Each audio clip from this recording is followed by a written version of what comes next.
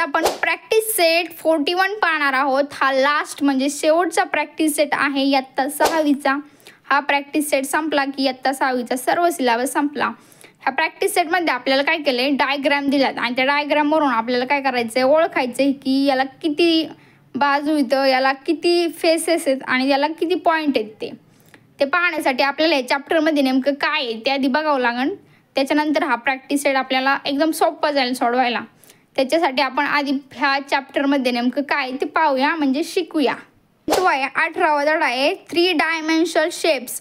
3 dimensional shapes म्हणजे काय, तर आपल्याला 3D मध्ये दिसतात त्या आकृत्या। म्हणजे आपण आपल्याकडे क्यूब असतो ना खेळायचा, तो कसा आहे 3D आहे। म्हणजे आपण असा करून पाहू शकतो, कसा पण करून पाहू शकतो। हा क्यूब दिसतोय ना, हा कसा आहे 3D क्यूब आहे।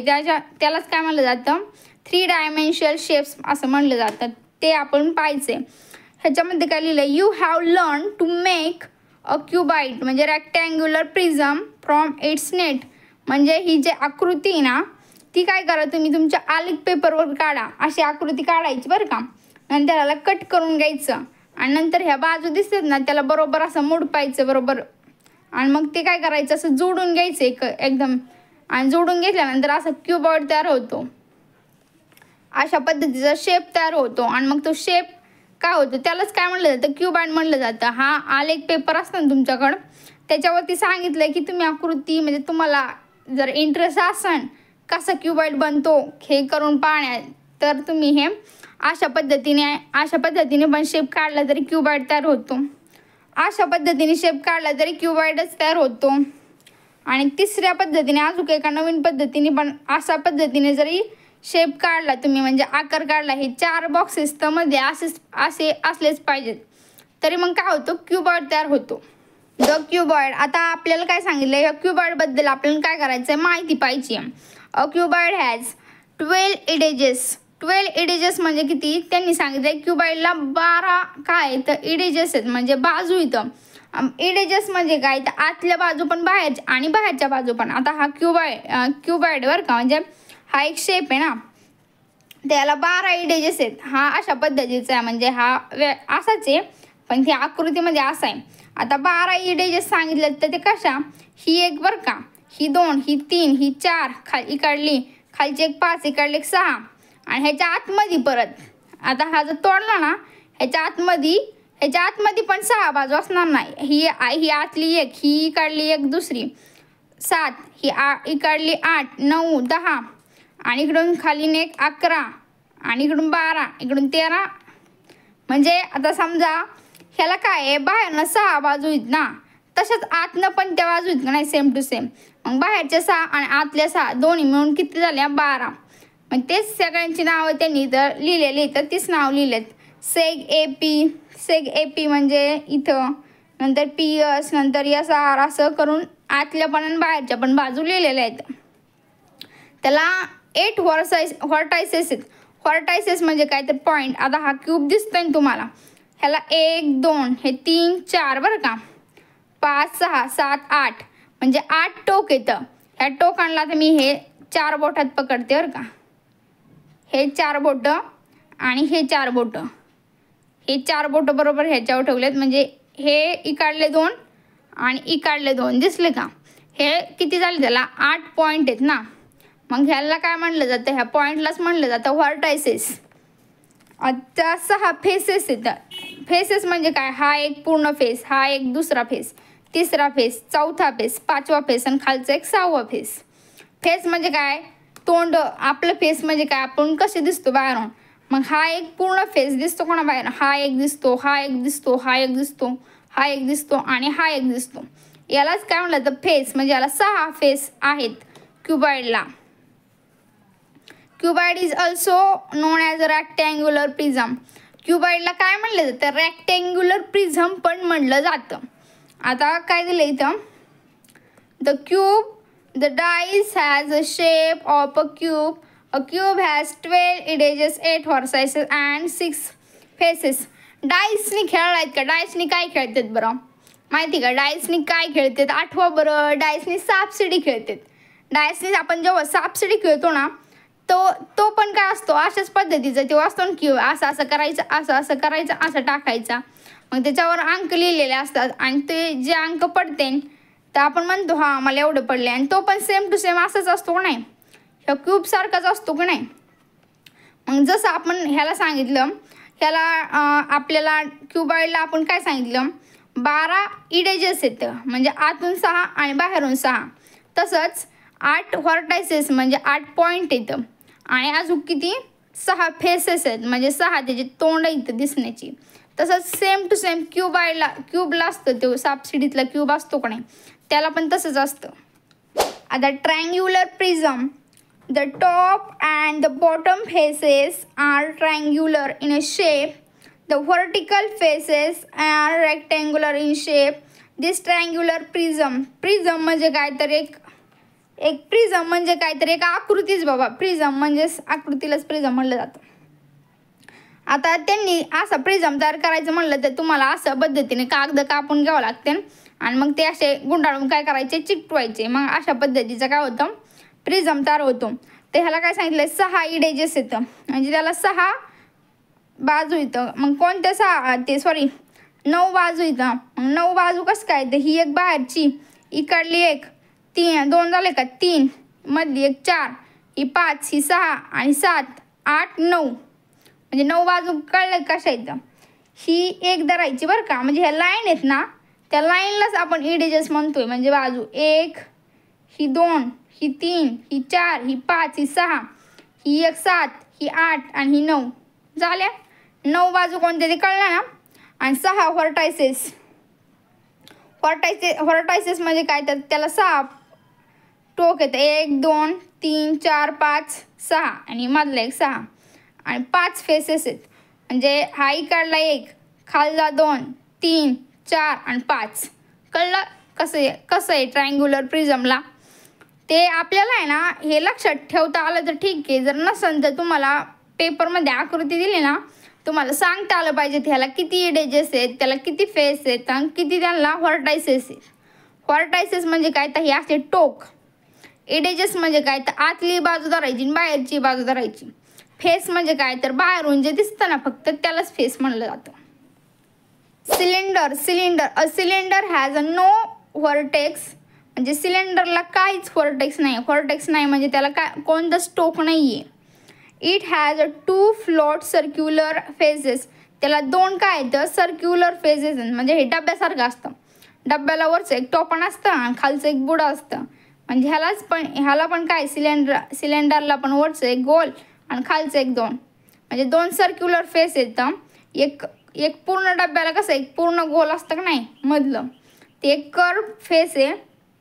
इट हॅज अ 2 सर्क्युलर इडेजेस म्हणजे त्याला 2 सर्क्युलर इडेजेस आहेत. कोणते, ही एक इडेजेस आहे सर्क्युलर आणि ही एक वरची आणि ही मधले कर्व इडेजेस. आता पिरॅमिड पाहू आपण. पिरॅमिड म्हणजे आता तुमच्याकडे डायमंड असतो का, डायमंड सारखा आकार. पिरॅमिडला 5 येतं फेसेस आहेत. हा पूर्ण एक फेस, हा दुसरा, हा तिसरा, हा चौथा आणि खालचा एक 5वा. हा एक बरं का, हा 2, पलीकडून एक असं 3, हा 4 आणि खालचं एक बॉटमचं तो 5वा. त्याच्यानंतर 8 इडेजेस येतं. 8 इडेजेस म्हणजे कसं त्याचे आतले पण आणि बाहेरचे पण बाजू बघायची. हे खालचा 1, हा 2, ही 3 इडेजेस म्हणजे काय मोजायचं बघ त्याच्यात किती लाईन आहेत ते 1, 2, 3, 4, 5, 6, 7, 8 बरले का नाही 8 लाईन. इथून मोजलं ना आपण ही एक लाईन बरं का, ही एक लाईन, ही दुसरी लाईन, ही तिसरी लाईन, ही चौथी लाईन, ही 5वी लाईन, ही 6वी लाईन, ही 7वी लाईन, ही 8वी लाईन म्हणजे 8 लाईन. इडेजेस म्हणजे जेवढे लाईन आहेत ना हे असल्या डॉट केल्या आणि त्या सगळ्या मोजायच्या आणि त्या 8 भरल्यात म्हणजे ह्याला 8 इडेजेस आहेत. आणि 5 व्हर्टायसेस म्हणजे 5 त्याला काय टोक येतं. हा 1, हा 2, हा 3, हा 4 आणि हो पलीकडला एक 5. आता हा ट्रायंग्युलर पिरॅमिड आहे. ट्रायंग्युलर पिरॅमिडला किती बाजू येतं म्हणजे किती फेस येतं, फेसेस किती येतं. हा एक दिसतो इकडला बरं का, हा दुसरा, हा तिसरा आणि खालचा एक चौथा. आता त्याला किती इडेजेस येतं. इडेजेस म्हणजे किती लाईन दिलेत ते मोजायची. ही 1, ही 2, ही 3, ही 4, ही 5 आणि 6. 6 एडेजेस आहेत आणि 4 व्हर्टायसेस. व्हर्टायसेस म्हणजे किती टोक येतं, 1 2 3 4, 4 व्हर्टायसेस. एकदम सोपं आहे की नाही, ह्याच्या इतकं सोपं आहे का नाही, नुसती आकृती बघायची डायरेक्ट मोजायचं. तर हे काय रिमेंबर सांगितलंय, the top and the bottom face of a prism are identical. The upright face of a polygonal prism and rectangular, the faces of a pyramid and triangular. The name of the prism or the pyramid depend upon a shape. म्हणजे प्रत्येक शेपचं आहे ना इडेजेस आणि त्याचे बाजू face ते प्रत्येक शेपचे त्याच्यावर डिपेंड असतात, त्या शेपवरती. आता कोनचं बघू आपण, कोनचं काय सांगितलंय. The tip of the cone is called its apex. The tip of म्हणजे हे जो वरचा कोन आहे ना त्याला अपेक्स म्हणलं जातं. असले शंकूला, हे शंकूसारखं काय आहे, टोपी असते ना बड्डेची टोपी, त्याच्यासारखंच आहे सेम टू सेम. बड्डेची टोपी कशी डोक्यात घातल्या अशी दिसती, हे पण सेम टू सेम तेच आहे. A cone that is closed by the flat dice has one curved face, one circular flat face and one circular edges. A cone that is not closed has a curved face and a circular edge but no flat face. म्हणजे ह्याला एक curve face आहे. Curve म्हणजे काय, ती असती का नाही टोपी, ती कशी गोल असती, एकाच कागदाने गोल केलेली असती, त्याला कर्व फेस म्हणलं जातं. आणि खालचं काय, याला सर्क्युलर फेस एकच आहे ना, खालून गोल असतं, त्याला म्हणलं जातं सर्क्युलर फ्लॅट फेस आणि सर्क्युलर इडेजेस. म्हणजे खालचं जे असतं ना इडेज, म्हणजे खालून एक गोल झालेला असतं ना, त्याला म्हणलं जातं सर्क्युलर इडेज. इडेज म्हणजे काय तर बाजू. स्पेअर, स्पेअर म्हणजे काय, स्पेअर हा बॉल सारखाच असतो, सेम टू सेम. बॉल म्हणजे काय, सर्कललाच आपण स्पेअर पण म्हणलं जातं. The sphere has only one curve face, it does not have any vertices or edges. या सर्क्युलर फेसला काय आहे, फक्त एक कर्व सरफेस आहे, म्हणजे एक गोल आकार आहे. बाकी याला टोकं नाही, तर याला सर्क्युलर इडेजेस नाही, काहीच नाही, फक्त एक कर्व सरफेस आहे. आता एवढी सगळी माहिती आपण पाहिलेली आहे. आता प्रॅक्टिस सेटमध्ये जे आकार दिलेत त्याची पण हीच माहिती आपल्याला ओळखायची आणि आपण ते लिहायचं आहे. आता आपण प्रॅक्टिस सेट 41 सोडवायला सुरुवात करूया. तुम्हाला हा जो टेबल दिला आहे ना त्याच्यानुसार आपल्याला काय करायचे, तर शेप दिलेले आहेत आणि त्याचे आपल्याला फेस सांगायचे, व्हर्टिक्स सांगायचे आणि एडेजेस सांगायचे. पहिला आकार कोणता आहे, पहिला आकार आहे सिलेंडर. म्हणजे ह्याचं नाव आहे सिलेंडर. सिलेंडरला फेस किती येतं, फेजेस म्हणजे आपण त्याला कशा पद्धतीने बघू शकतो, त्याला 2 सर्क्युलर फेजेस आहेत, म्हणजे खालचा एक आणि हा वरचा एक. मग इथे लिहायचं टू सर्क्युलर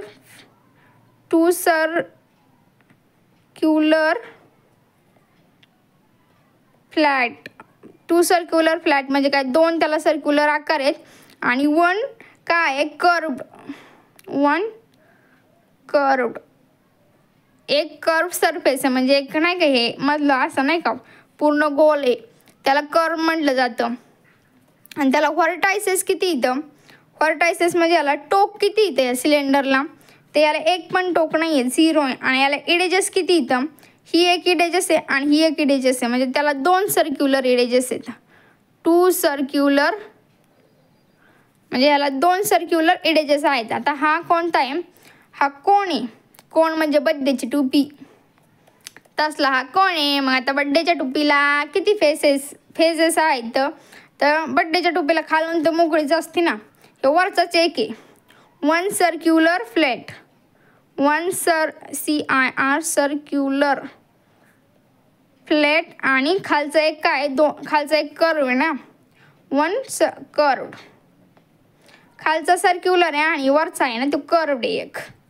आणि त्याला व्हर्टायसेस किती आहे, म्हणजे टोक किती आहेत, एकच आहे त्याला. आता याला इडेजेस किती येतं, याला एकच इडेजेस आहेत ना, हे टोक म्हणजे एकाच कागदापासून ही टोपी बनवली जाते ना, मग त्याला इडेजेस पण किती आहे, एकच आहे. आणि ते कसं आहे, सर्क्युलर आहे. सर्क्युलर म्हणजे गोलाकार आहे. आता आपल्याला काय सांगितलंय, पेंटागोनल पिरॅमिड. तिसरं आहे पेंटागोनल पिरॅमिड. पेंटागोनल पिरॅमिडला किती फेजेस आहेत, ते आपल्याला मोजायचं आहे. फेजेस म्हणजे किती पद्धतीने आपण त्याला बघतो. हा एक आहे, हा दुसरा, हा तिसरा, हा चौथा आणि ह्याच्या मागे एक पाचवा आणि हा सहावा. म्हणजे हा एक, हा दोन, हा तीन, हा चार आणि ह्याच्या मागे एक पाच आणि एक खालचा एक असतो ना तो एक सहा. पेंटागोनल म्हणजे याला पाच बाजू तर असणार ना, 5 बाजू असणार पेंटागोनल. आणि खालचा एक खालची एक बाजू ती पण धरायची. म्हणजे ह्याला आपल्याला किती आहे 5 बाजू आणि खालचा एक बाजू म्हणून 6 बाजू आहेत टोटल. त्याला नंतर व्हर्टायसेस म्हणजे त्याला किती पॉईंट आहेत ते मोजायचे आहेत आपल्याला. 1 2 3 1 2 3 4 5 6 पॉईंट आहेत त्याला. कसे मोजले माहिती ना, हा 1 2 3 इथे एक 4 इथे एक 5 आणि हा एक 6. आता याला इडेजेस किती इथं म्हणजे इडेजेस किती म्हणजे तुम्हाला माहिती ना लाईन किती त्याच्यात ते मोजायचं. 1 2 ही मधली एक 3 ही 4 ही एक 5 ही एक 6 ही 7 ही 8 ही 9 आणि ही एक 10 म्हणजे 10 इडेजेस आहे त्याला. आता हा काय हेक्सागोनल पिरॅमिड आहे. हेक्सागोनल म्हणजे किती 6.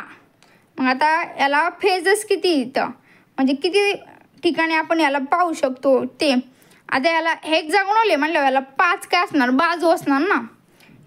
ही 1 2 3 4 5 आणि ही मागची एक 6 आणि खालची पण धरायची ते झाले 7.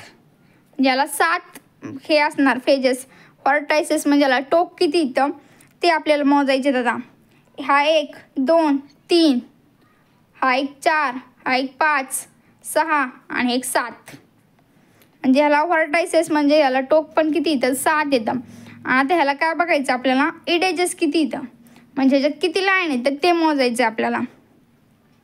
ही एक पेन्सिलने मोजायची का, ही एक बरं का, ही 2 ही 3 ही 4 ही 5 ही 6 ही 7 ही 8 ही एक 9 आणि ही इकडली एक किती 10.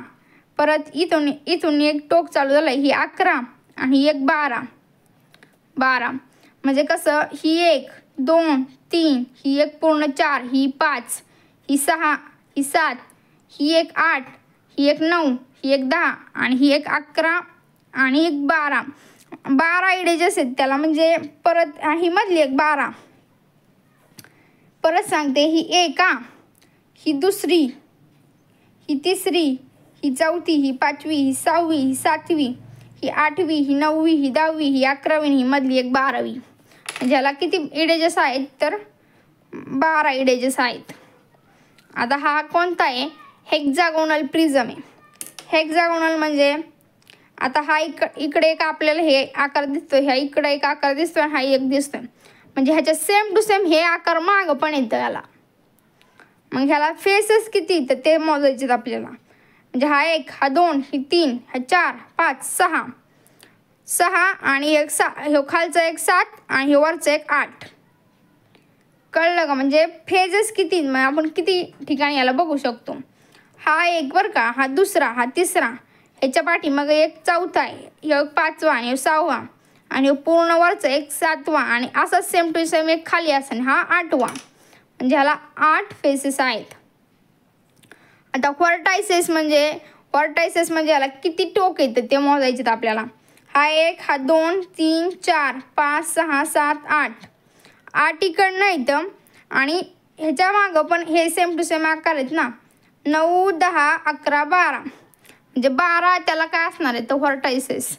म्हणजे आता सेम टू सेम असाच आकार मागं पण जाईन की नाही. आता मागं असाच आकार गेल्यानंतर असा आकार मागं गेल्यानंतर हे असं काढायचं नाही आहे पण असंच मागायचा आकार पण असणार आहेत. मग आपण हे मोजलं ना 1 2 3 4 5 6 7 8 मग हे 9 10 11 12 किती झाले त्याला व्हर्टायसेस आले. मग त्याला व्हर्टायसेस किती इथं 12 आणि त्याला इडेजेस किती इथं बाजू किती ते मोजायचे. 1 2 3 4 5 6 7 8 9 10 नंतर ह्याच्या 11 12 13 नंतर इकडले खालची 14 इकडले 15 16 17 18 म्हणजे टोटल याला किती बाजू इथं 18. आपल्याला ही पडून दिसते, पण ह्याच्या पाठीमागे जी साईड आहेत ना त्यांना पण धरायचे. मग ह्याच्या किती झाल्या बाजू? 18 बाजू झालेल्या आहेत. हे लास्ट वाला काय आहे? पेंटागोनल प्रिझम, म्हणजे त्याला पाच कोणांपासून बनलेलं पेंटागोनल प्रिझम आहे. याला फेसेस किती इथं ते मोजायचे आता आपण. हा 1 2 3, हा इकडून एक 4 दिसत असेल, हे एक 5 आणि हे एक 6, हे वरचा आणि खालचा एक 7वा. कसं मोजलं परत एकदा बरं का. हा 1, हा टोटल 1 बरं का. हा दुसरा, हा तिसरा, हा चौथा आणि ह्याच्या इकडं 5वा एक असन, इकडे एक 6वा आणि ह्याच्या खाली एक असन 7वा. झाले 7. आता ह्याला व्हर्टायसेस किती इथं, म्हणजे ह्याला टोक किती इथं ते मोजायचे. 1 2 3 4 5 6 7, नाही परत बरं का. 1 2 3 4 5 6 7 8 9, नाही परत इथून 1 2 3 4 5 6 7 8 9 आणि इकडून एक ही असं सेम टू सेम बाजू आहे ना, खालून असेल ना तर मग हा स्ट्रोक काय होईल, एक असा खाली जात असेल तो, आणि ते एक 10, म्हणजे याला टोटल 10 व्हर्टायसेस आहेत. हे 4 आणि हे 4 झाले का 8, नंतर 9 आणि परत एक पलीकडून असेल खाली एक 10. आता ह्याला इडेजेस किती आहे, म्हणजे किती लाईन आहे त्याला. इडेजेस म्हणजे बाजू 1 2 3 4 5 6, नाही इथून मोज बाबा, तिथून मधून मोजला चुकतं जरा. 1 2 3 4 5 6 7 8 9 10 11 12. त्याच्यानंतर खालून एक असन ते, खालून ही 14, नाही 12 13, इकडली एक मधली एक 14 आणि इकडली एक 15, म्हणजे ह्याला टोटल किती इडेजेस आहेत, तर 15 इडेजेस आहेत. म्हणजे ह्याला 15 बाजू इथं. हे सगळं आहे ना इमॅजिनेशनवर आहे, म्हणजे पलीकडले आकार आपल्याला दिसत नाही तर, पण आपण समजून घ्यायचे बाबा पलीकडं आसन म्हणून. अशा पद्धतीचा हा लास्टवाला प्रॅक्टिस सेट होता. आणि इयत्ता 6वीचं सर्व सिलेबस या चॅनलवरती अवेलेबल आहे, तर तुम्ही पाहू शकता. तुमचे लहान बहीण भाऊ इयत्ता 6वीला असतील तर त्यांना शेअर करत जा. आणि हा पूर्ण सिलेबस इयत्ता 6वीचा संपलेला, हा लास्टवाला शेवटचा प्रॅक्टिस सेट होता, तो पण संपलेला आहे. एकदम सोपा प्रॅक्टिस सेट होता. अशा पद्धतीचा एक प्रश्न तुम्हाला परीक्षेत विचारला जातो, त्यामुळं नाही समजलं तर परत रिपीट करून व्हिडिओ बघत जा. जर काही प्रश्न असेल तर कमेंट करून नक्की विचारा. Thank you very much for